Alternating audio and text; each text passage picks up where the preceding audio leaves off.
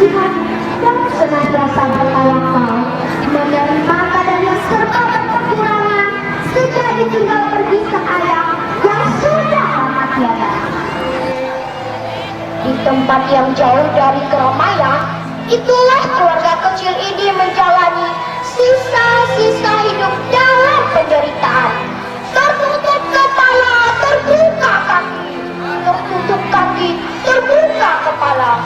Kesulitan yang tidak bertepi membuat Marisa kadang-kadang berputus asa. Terlebih lagi, si Bosu selalu saja menangis. Sementara Leng Ijun yang sangat menyayanginya hampir kehabisan waktu selain menjaga dan merawat si manja yang hanya seorang itu. Pada suatu hari, Marisa berkata kepada putri sulungnya, "Nak, jaga adikmu baik-baik. Mah hendak pergi mencari teman-temanku." Lalu Marisa pun pergi ke pinggir pantai yang airnya sedang kering. Kebetulan banyak sekali ikan temakul di hari itu. Hanya sayangnya belum kelihatan temakul yang bertelur. Namun terhibur sejenak hati Marisa melihat temakul yang berkejar-kejaran. Mengapa? Karena ikan itu dapat hidup di dua alam. Di pantai yang sekali-kali dilebur ombak, tampak jelas dia berjalan dengan sirip dan ekornya, dengan dua matanya yang besar dan menonjol.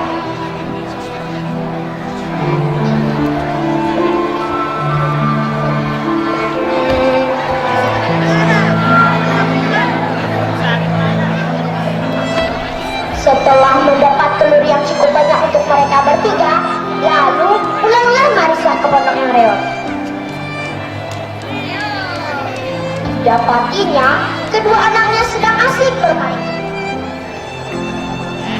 Rupanya mereka kehabisan kayu bakar yang biasanya dicari Ijin dan pisau sambil bermain. Dipikir pun garam dan kunyit untuk merapahi telur yang diperolehinya itu. Ketika itu, Marisa pun berpesan kepada putri sulungnya, "Nah, telur sudah merebus. Kalau sudah masak supaya diangkat, nanti baru diberi rempah dan kita makan bersama," katanya. Leng Ijun mengangguk sambil menepuk-nepuk paha adiknya dalam gendongan. Setelah itu, Marisa pun pergi. Sebetulnya, ia sangat lapar dan letih. Tetapi, siapa lagi yang mengerjakan itu semua? Sepeninggal maknya, Sukiso pun minta makan karena belum merasakan apa-apa. Juga belum sempat menyusu kepada maknya. Leng Ijun ingat pesan maknya bahwa telur belum diberi rempah. Akan tetapi adiknya tak henti-hentinya menangis. Tibalah hatinya. Lagi pula apalah dayanya, dia hanya seorang gadis kecil yang tidak dapat berbuat banyak. Tambahan lagi, perutnya terasa menggigit-gigit kelaparan. Aduh, lapar sekali aku. Pulangnya Marisa dari mencari kayu dan rempah,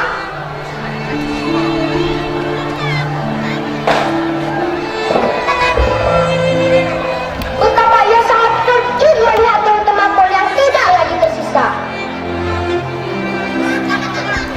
"Sampai hati keju, mati tidak disisakan sedikit pun," katanya mengeluh sambil duduk berpangku tangan di bandung pintu. "Subis menangis terus, Mak. Sejak pagi kelaparan susu. Ijun pun juga lapar, sampai lupa meninggalkan darah sedikit pun untuk Mak. Tapi Mak pun lapar sekali. Sedari pagi Mak belum merasakan apa-apa. Mak mengira sepulang mencari kayu kita akan makan bersama." Leng Ijun menangis pilu, sedih sekali. "Sudahlah Jun, Mak sudah kumponan," katanya teramat sedih karena keinginan dan harapannya telah putus sehingga kumponan. Lalu ia bangkit perlahan, berjalan lamban menuju Tanjung Batu. Jalannya kemudian semakin cepat. Akhirnya ia meraung, menangis sambil berlari. Sesampainya di batu belah, ia pun memohon,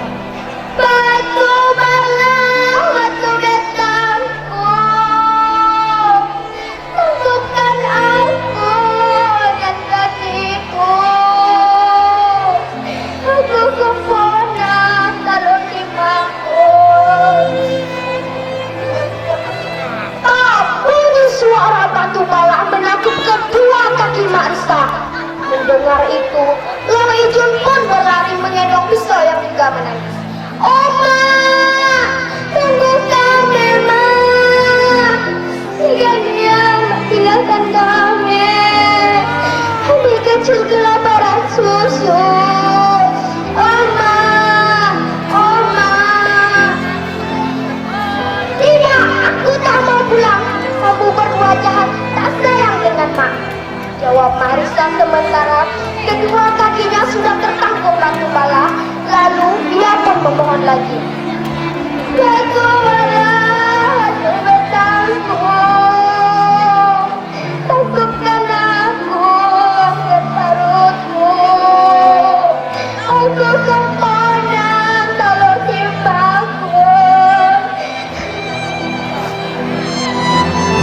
Demikianlah yang bersuara sehingga ditangkap bagian perutnya, lalu lehernya.